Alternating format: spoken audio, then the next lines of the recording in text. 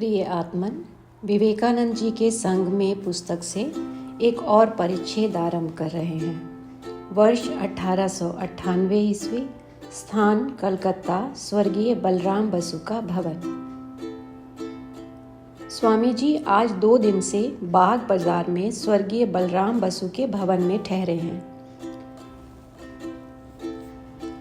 रात्रि होने पर अब सिद्धाई के विषय पर प्रसंग आरंभ हुआ। स्वामी जी बोले, सिद्धाई या विभूति मन के थोड़े ही संयम से प्राप्त हो जाती है। फिर शिष्य को लक्ष्य करके बोले, क्या तू औरों के मन की बात जानने की विद्या सीखेगा? 4-5 ही दिन में तुझे ये विद्या सिखा सकता हूँ। शिष्य बोला, वो विद्या सीखने से तो प्रयोजन नहीं, लेकिन आपने सिद्धाई के विषय में जो कुछ भी स्वयं प्रत्यक्ष किया है, देखा है, उसको सुनने की मेरी इच्छा है। स्वामी जी बताने लगे, एक बार मैं हिमालय में भ्रमण करते समय किसी पहाड़ी गांव में एक रात्र के लिए ठहर गया था। सायंकाल होने पर गांव में ढोल का शब्द सुना तो घर वालों से पूछने पर मालूम चला कि गांव में किसी मनुष्य पर देवता चढ़ा है। घर वालों के आग्रह से और अपना कौतुक दूर करने के लिए भी मैं देखने चला गया। जाकर देखा तो बड़ी भीड़ लगी है। एक लंबे घुंघराले बाल वाले पहाड़ी को दिखाकर मुझे बतलाया गया कि इसी पर देवता चढ़ा है। मैंने देखा उसके पास ही एक कुल्हाड़ी को आग में लाल कर रहे थे। फिर देखा कि उस लाल कुल्हाड़ी से वो उस देवता आविष्ट मनुष्य के शरीर को जगह जगह पर जला रहे थे। उसके बालों पर भी वो कुल्हाड़ी छुआ रहे थे। लेकिन आश्चर्य ये था कि ना तो उसका अंग जल रहा था, ना ही बाल जलता था, ना उसके चेहरे से कोई कष्ट का चिन्ह प्रकट हो रहा था। मैं तो देखते ही निर्वाक रह गया। इसी समय गांव के मुखिया ने मेरे पास आकर हाथ जोड़कर कहा, महाराज कृपा कर दीजिए, इसका भूत उतार दीजिए। मैं तो घबरा ही गया, पर क्या करता, सबके कहने पर मुझे उस मनुष्य के पास जाना पड़ा। लेकिन जाकर मेरे भीतर ये भी इच्छा हुई कि जरा इस कुल्हाड़ी की परीक्षा तो करूं, ये गर्म है भी या नहीं। लेकिन जैसे ही उसमें हाथ लगाया, मेरा हाथ झुलस गया। अब तक तो वो कुल्हाड़ी तनिक काली भी पड़ गई थी, तो भी मारे जलन के मैं बेचैन हो गया था। मेरी जो भी तर्क युक्ति थी सब लुप्त हो गई थी। क्या करूं? जलन के मारे व्याकुल होकर भी मैंने उस मनुष्य के सिर पर अपना हाथ रखकर कुछ देर तक जप किया, और आश्चर्य, ऐसा करने से 10-12 मिनट में ही वो अच्छा हो गया। अब तो गांव वालों की मेरे प्रति भक्ति का क्या ठिकाना था।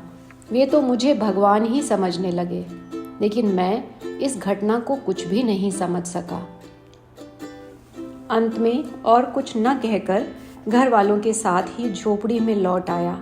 रात के कोई 12 बजे होंगे। आते ही लेट गया, लेकिन जलन के मारे और इस घटना का कोई भेद न निकाल सकने के कारण मुझे नींद नहीं आई।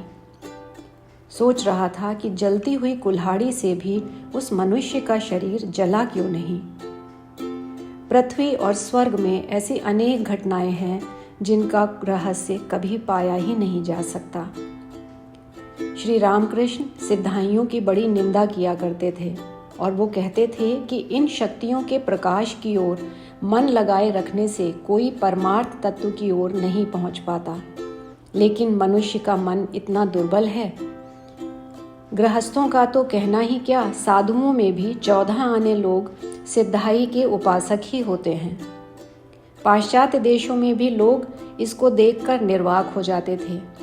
सिद्धाई लाभ करना बुरा है और वो धर्म पथ में विघ्न डालता है। ये बात श्री रामकृष्ण की कृपा करके समझाने के कारण ही मैं समझ चुका हूँ। इसलिए क्या तुमने देखा नहीं कि श्री गुरुदेव की संतानों में से कोई भी सिद्धाई पाने की ओर ध्यान नहीं देता।